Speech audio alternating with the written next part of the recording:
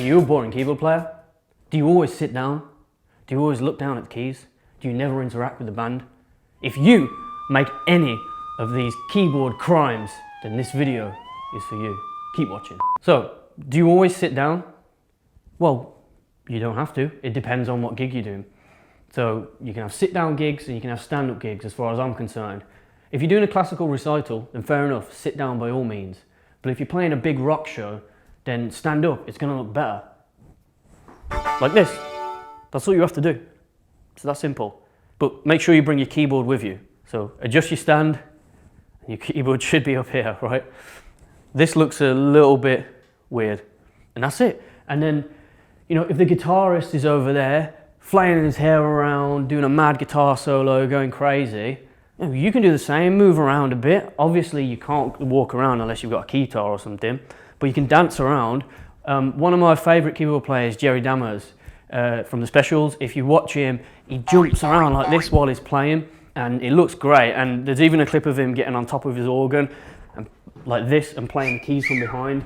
To me, that's real showmanship. And if you're not standing up, moving around a bit, then you should be. Next up, look around sometimes.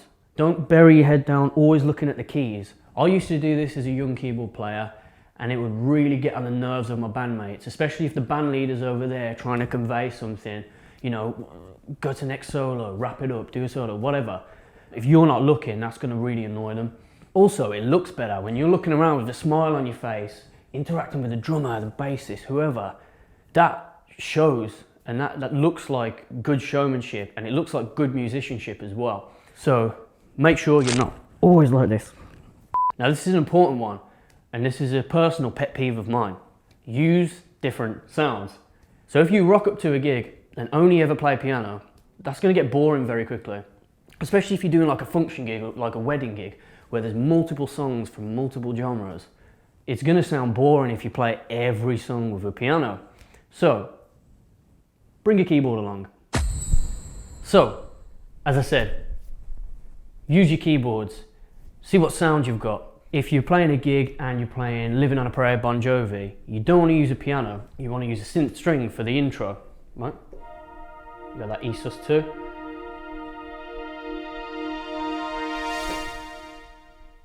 And that brings me to the next point. Use the controllers. Get to know what your keyboard can do. You know, you've got the pitch wheel here, you got your cut-off knob. If you've got an organ emulator, you'll have drawbars, etc., etc. There's loads of stuff you can do. You can also, on some keyboards, you can program your controllers to do different things, so check that out. On this one, what I just did, I'd slowly increase the cut-off, so you get that swell effect.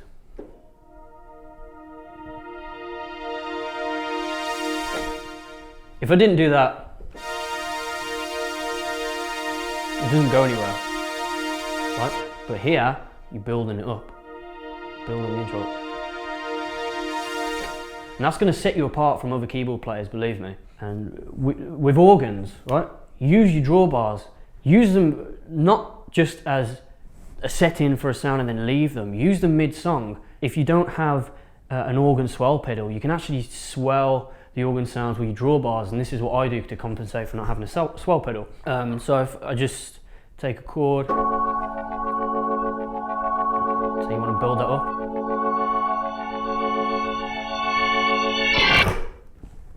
Similar effect with the synth, but now you're using drawbars and an organ.